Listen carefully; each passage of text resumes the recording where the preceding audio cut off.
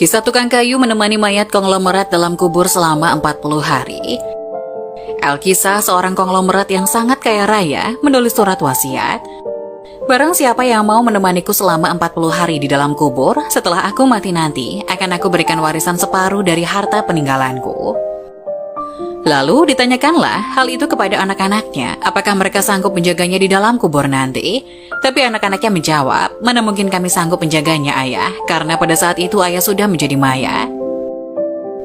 Keesokan harinya dipanggillah semua adiknya, dan beliau kembali bertanya, adik-adikku, sangguplah di antara kalian menemani aku di dalam kubur selama 40 hari setelah aku mati nanti, aku akan memberi setengah dari hartaku.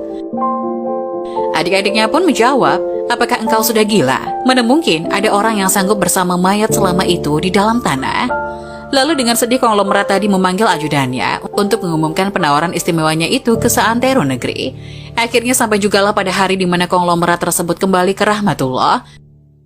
Kuburnya dihias megah laksana sebuah peristirahatan termewah dengan semua perlengkapannya. Pada waktu yang hampir bersamaan, seorang tukang kayu yang sangat miskin mendengar pengumuman wasiat tersebut. Lalu tukang kayu tersebut dengan tergesa-gesa segera datang ke rumah konglomerat tersebut untuk memberitahukan kepada ahli waris akan kesanggupannya. Keesokan harinya dikebumikanlah jenazah sang konglomerat. Si tukang kayu pun ikut turun ke dalam liang lahat sambil membawa kapaknya. Yang paling berharga dimiliki si tukang kayu hanya kapak untuk bekerja mencari nafkah.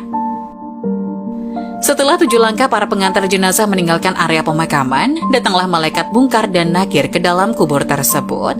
Si tukang kayu menyadari siapa yang datang. Ia segera agak menjauh dari mayat konglomerat. Di benaknya sudah tiba saatnya lah si konglomerat akan diinterogasi oleh malaikat Mungkar dan Nakir.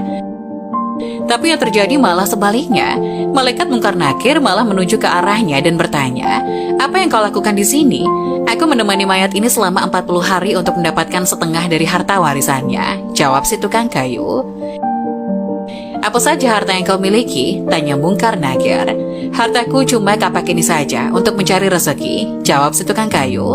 Kemudian Mungkar Nakir bertanya lagi, dari mana kau dapatkan kapakmu itu? Aku membelinya. Lalu pergilah Mungkar dan Nakir dari dalam kubur tersebut. Besok di hari kedua mereka datang lagi dan bertanya, apa saja yang kau lakukan dengan kapakmu? Aku menebang pohon untuk dijadikan kayu bakar, lalu aku jual ke pasar, jawabnya. Di hari ketiga ditanya lagi, pohon siapa yang kau tebang dengan kapakmu ini? Pohon itu tumbuh di hutan belantara, jadi tidak ada yang punya.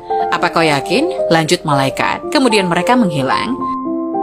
Datang lagi di hari keempat, bertanya lagi, adakah kau potong pohon-pohon tersebut dengan kapak ini sesuai ukurannya dan beratnya yang sama untuk dijual? Aku potong dikira-kira saja, mana mungkin ukurannya bisa sama rata, tegas tukang kayu. Begitu terus yang dilakukan malaikat Mungkar Nakir, datang dan pergi sampai tak terasa sekarang 39 hari sudah.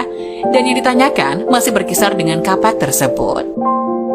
Di hari terakhir yang ke-40, datanglah Mungkar dan Nakir sekali lagi bertemu dengan tukang kayu tersebut.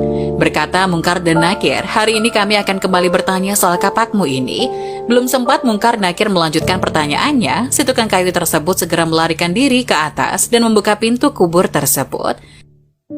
Ternyata di luar sudah banyak orang yang menantikan kehadirannya untuk keluar dari kubur itu. Si tukang kayu dengan tergesa-gesa keluar dan lari meninggalkan mereka sambil berteriak, kalian ambil saja semua bagian harta warisan ini, karena aku sudah tidak menginginkannya lagi. Sesampai di rumah, si tukang kayu berkata pada istrinya, aku sudah tidak menginginkan separuh harta warisan dari mayat itu. Di dunia ini, harta yang kumiliki padahal cuma 1 kapak ini. Tapi malaikat Mungkar Nakir selama 40 hari yang mereka tanyakan dan persoalkan masih saja seputar kapak ini. Bagaimana jadinya kalau hartaku begitu banyak? Entah berapa lama dan bagaimana aku menjawabnya.